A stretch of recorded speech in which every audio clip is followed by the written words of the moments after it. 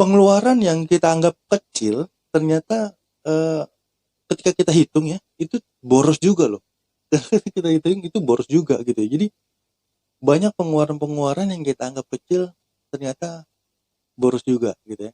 Pengeluaran apakah itu? Oke, simak terus, dengerin terus ya di The Baskoro Scale Up Podcast di Spotify dan di The Baskoro Channel and the YouTube. Oke, jangan lupa subscribe tombol merahnya dulu. Oke, udah. Terima kasih. Oke, simak terus sampai habis. No skip.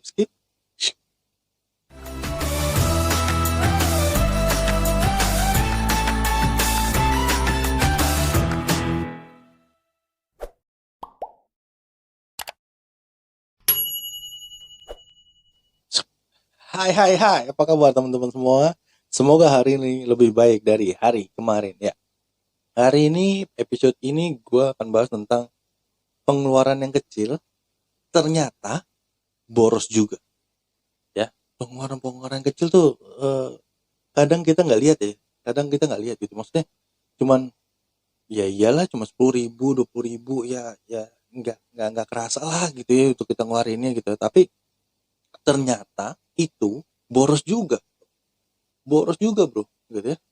Suatu yang terlihat kecil tuh nilainya terkadang malah nggak terlihat ketika kita hitung jangka waktunya panjang gitu baru kelihatan tuh mana yang wah ini boros juga ternyata nih gitu gitu ya. Dan jadi eh,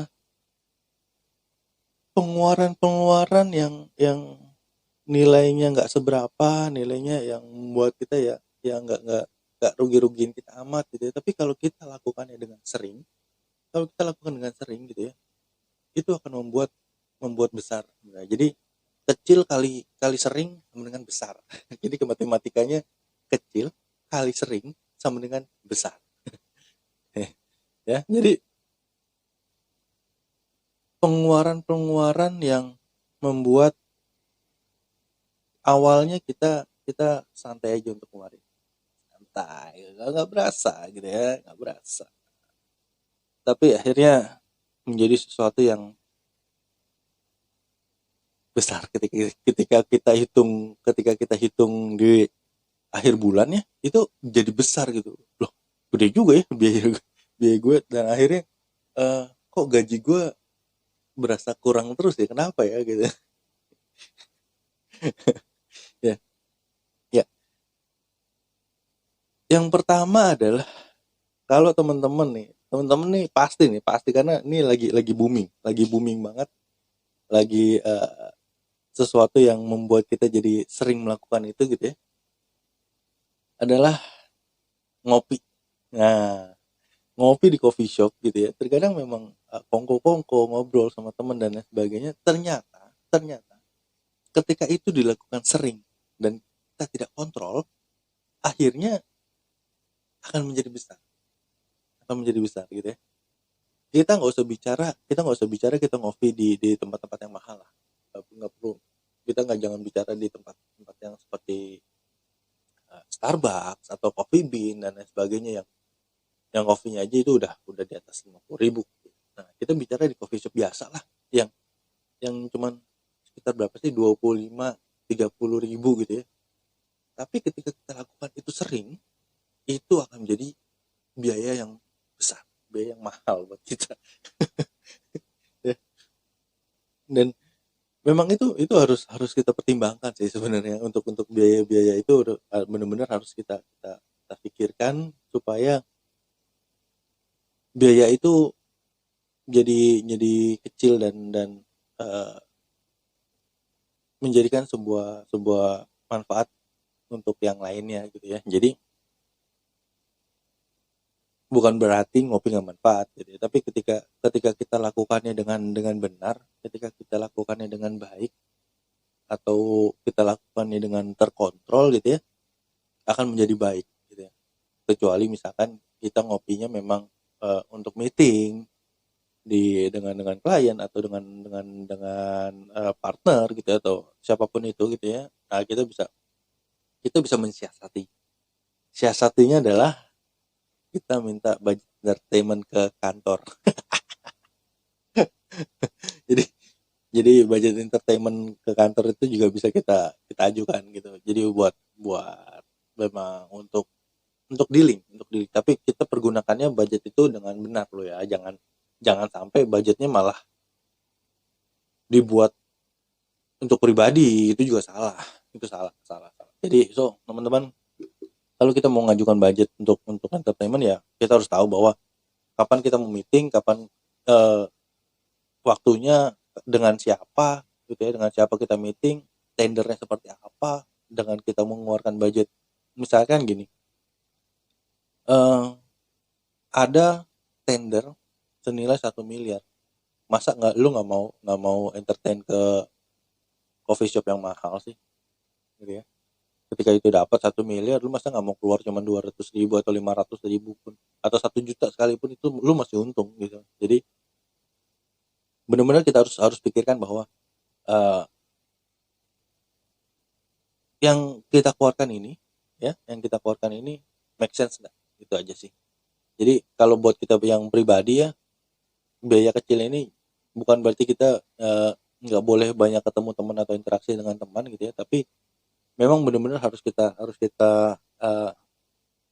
pikirkan, harus kita rencanakan bahwa budget yang kecil itu ternyata ternyata bisa bisa membuat boros. Oke. yang kedua yang kedua adalah eh, selalu ketika kita makan itu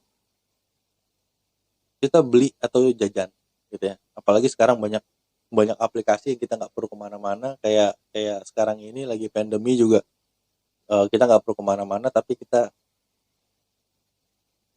jajan gitu ya, dengan aplikasi-aplikasi online, dengan aplikasi-aplikasi online, dengan kita ditawarkan penawaran-penawaran yang menggiurkan gitu ya. Misalkan diskon sekian persen, itu banyak tuh biasanya di aplikasi tuh keluar tuh. Eh, jadi keluar untuk diskon-diskon itu keluar tuh ya kan. Apalagi ada satu aplikasi yang membuat gua, karena eh, ada orang yang sering beli makanan lewat aplikasi itu, akhirnya aplikasi tersebut membuat sebuah sistem reminder, yang buat gue jadi kocak gitu. Jadi eh, di situ kita dapat message gitu, misalkan dari aplikasi itu ya, dapat message-nya gini, eh, Pak A makan siang apa hari ini. Jadi itu memang memang menggiring untuk, oh iya gue belum makan siang ya, pesen ah. Nah jadi eh, sistemnya sih udah bagus, tapi ketika kita ketika kita makan dengan jajan gitu ya, keseringan jajan juga eh, akhirnya jadi besar, biaya-biayanya jadi besar, kelihatannya memang sekitar 15 ribu atau 20 ribu gitu ya. Nah, makanannya sekali makan 15 ribu atau 20 ribu, hitunglah 20 ribu gitu ya, 20 ribu kali 25 hari kerja sudah berapa ya kan. Belum tadi kita ngopi sama teman-teman, sama kongko-kongko gitu ya, santai-santai gitu ya, sambil kita ngopi. Nah akhirnya ketika kita hitung di akhir bulan, wah gede juga biaya gue nih ya, ya gitu ya. Jadi pengeluaran-pengeluaran yang kita anggap kecil itu, pengeluaran-pengeluaran yang kita anggap kecil itu ternyata kalau kita nggak kontrol, kalau nggak kita manage ya, itu jadi boros. Yang tadi gue bilang, kecil dikali banyak, eh sorry, kecil dikali sering sama dengan jadi banyak. Kecil kali sering sama dengan banyak. Udah, harus tahu dulu teori itu tuh. Itu teori dari gue sendiri sih. Oke. Yang ketiga. Nah, yang ketiga ini sering banget orang lakukan. Sering banget orang lakukan. Jadi dengan bertambahnya lifestyle ya, bertambah lifestyle yang dimana kita memakai media sosial gitu ya,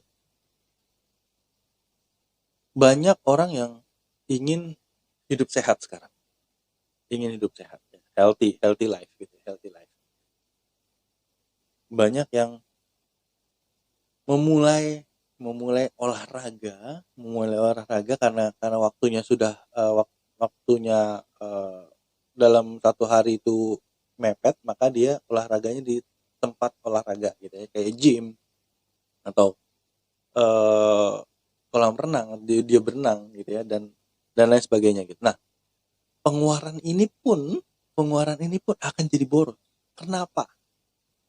Karena di sebuah pusat olahraga itu, di pusat-pusat olahraga itu seperti gym dan lain sebagainya, kolam renang dan lain sebagainya itu, terkadang mereka membuat membership ya. Mereka membuat membership. Nah, membership ini ada biayanya gitu ya. Misalkan dalam satu bulan sekian ratus ribu untuk sekian kali pakai, atau dari program A, program B, program C, program penawaran A, B, C, D dan E. Dan mereka biasanya biasanya dengan nambahnya angka biaya membership, mereka memberikan bertambah pula fasilitas yang mereka berikan gitu ya. Nah, di mana menjadi borosnya? Menjadi borosnya ketika kita sudah membership tapi kita tidak pakai atau kita tidak gunakan, atau kita gunakannya tidak sering, tidak sesuai dengan apa yang sudah dikemukakan gitu kan. Misalkan package 8 kali pertemuan, kita cuma pakai 2 dalam sebulan, akhirnya sisanya angus dan lain sebagainya. Nah, itu yang akan membuat lebih boros, lebih besar gitu ya. Padahal kalaupun kita sudah tahu kondisi kita bahwa dalam sebulan kita cuma bisa olahraga 2 sampai 4 kali, ya udah ambil aja yang paket itu. Atau ketika tidak ada paketnya, ya udah eh, bayarnya bayar yang gak usah membership, atau membership yang tidak terikat sama package gitu. Jadi per visit aja bayarnya, nggak perlu yang harus bayar mengikuti paket. Nah, itu yang membuat kita boros. Jadi membership tapi kita nggak pakai, itu yang membuat boros gitu ya. Nah, next yang keempat adalah menggunakan transportasi online ya, menggunakan transportasi online. Nah, nggak salah pakai transportasi online, salah nggak salah ya. Menjadi salah ketika kita tahu bahwa kebutuhan kita tidak itu. Nah, sebenarnya kita bisa tekan kebutuhan kita untuk kita bisa menggunakan misalkan transportasi massal yang harganya lebih murah gitu ya. Nah, itu suatu hal yang membuat pengeluaran yang kecil terlihat kecil tapi jadi boros gitu. Jadi kalau kita bisa lebih lebih menghemat eh, pengeluaran untuk transportasi kita, itu lebih lebih baik sih. Maksudnya misalkan kita menggunakan transportasi massal atau kita menggunakan kendaraan pribadi yang lebih irit. Misalkan kita biasa pakai mobil yang kita tahu sendiri di kota-kota besar, kendaraan mobil ini eh, lumayan lumayan menyita biaya gitu ya, dari bahan bakar soalnya, apalagi kota-kota besar yang kondisinya macet dan lain sebagainya. Nah, kita bisa mempergunakan misalkan motor lebih cepat, bisa bisa bisa lebih selap-selip gitu ya, atau dari biaya bensin pun bisa kita tekan untuk pergunaan transportasi ini gitu ya. Jadi kita menggunakan transportasi yang memang sudah kita pikirkan dulu. Jadi pengeluaran yang kecilnya itu tidak tidak tidak sering dilakukan, akhirnya jadi besar gitu ya. Jadi kalau bisa irit-irit lah, atau kalau bisa juga pengeluaran kita itu kita bisa bisa bisa mengirit, kita bisa bisa menghemat untuk kebutuhan yang lain, misalkan untuk menabung atau untuk apapun itu ya. Tadi yang keempat ya. Yang kelima adalah eh, berbelanja kuota yang berlebihan. Nah, kuota sekarang udah kayak konsumsi bahan pokok. Ini kayak konsumsi bahan pokok ya. Nah, So, jadi kuota itu misalkan gini, kita lebih banyak bekerja dari rumah misalkan, atau kita bekerja di kantor pun kita nggak perlu kuota yang banyak sebenarnya. Karena apa? Kita bisa pakai wifi kantor, ya, wifi kantor. Ketika kita sampai rumah, kita bisa pakai wifi rumah, gitu ya. Jadi kuota yang kita gunakan itu untuk saat kita di perjalanan, aja, gitu. Atau misalkan kita kita ada meeting di luar, ya apes-apesnya ketika tempat meeting itu emang nggak ada wifi-nya. Ya akhirnya pakai kuota kita mau nggak mau gitu kan, untuk WhatsApp dan lain sebagainya. Nah, ketika tempat untuk kita meeting itu ada wifi-nya, itu akan menguntungkan kita gitu. Jadi so teman-teman, sebenarnya sih kita nggak perlu banyak untuk kuota, ya.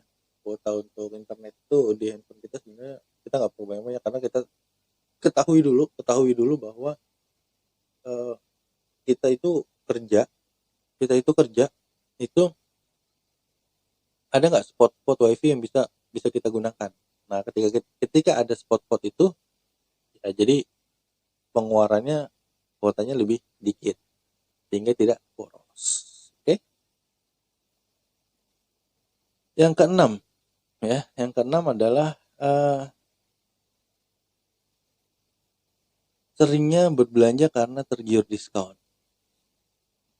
Sekarang banyak banget ya, ini aplikasi atau marketplace yang menawarkan diskon gitu ya. Ketika kita searching atau buka marketplace yang hijau, yang merah atau yang orange itu, kadang ada flash deal lah gitu kan, atau free ongkir, atau diskon produknya sekian 40%, 30%, 20% yang di-set oleh si penjual gitu ya. Nah, jangan terlalu kita tergiur oleh diskonnya padahal kita tidak membutuhkan produk tersebut. Nah, itu salah juga sih sebenarnya, ya. Jadi produknya, kalaupun emang produk itu memang benar-benar kita butuhkan, go ahead, silakan, ya. Tapi karena kebanyakan yang berbelanja itu tergiur sama diskonnya. Akhirnya, wah, ini ada diskon ini sekarang nih, ambil. Besok ada diskon ini nih, ambil. Besok ada diskon ini nih, ambil. Kecil kali sering sama dengan banyak. Oke, kunci itu doang. Jadi kalau kita sering-sering belanja online, habis banyak gitu ya. Akhirnya nggak kelihatan kok, cuman berapa sih? Gue cuman beli beli masker 15.000, gue cuman beli apa lagi? Tongsis gitu ya. Gue cuman beli beli skincare gitu. Gue cuma beli skincare gitu, dan akhirnya yang terlihat kecil itu akan jadi boros, jadi kuncinya adalah kecil kali sering sama dengan banyak. Oke. So jadi teman-teman, cross check dulu, rencanakan dulu, atau ketika teman-teman sudah memulai financial plannernya, planningin dulu. Jadi kita bisa tahu seberapa banyak sih kita bisa mempergunakan dana-dana yang kecil ini sehingga tidak terlalu membludak banyak gitu ya. Nah, jadi rencanakan keuangan itu penting, dan keuangan yang kecil-kecil, ya, terlihatnya kecil, nominalnya kecil di bawah 100.000, tapi ketika kita lakukan dengan sering, akhirnya jadi banyak. Oke? See you on the next episode, dan see you on the next video. Ya, semoga hari ini lebih baik dari hari kemarin. See you, bye-bye.